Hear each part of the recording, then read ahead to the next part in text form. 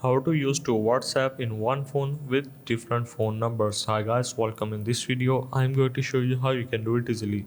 So the first method is you have to open up your settings and you have to search for built-in clone app or dual app. So simply click on search bar.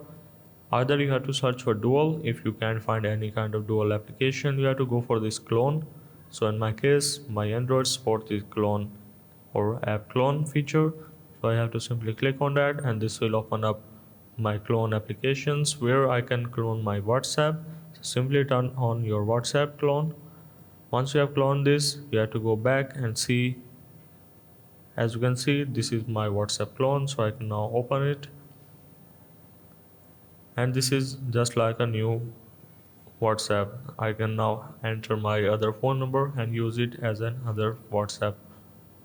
So the other method is you can now simply open up your Play Store and search for WhatsApp Business and download it. Once you have downloaded this, you can now enter that particular phone number that you want to use for the other WhatsApp.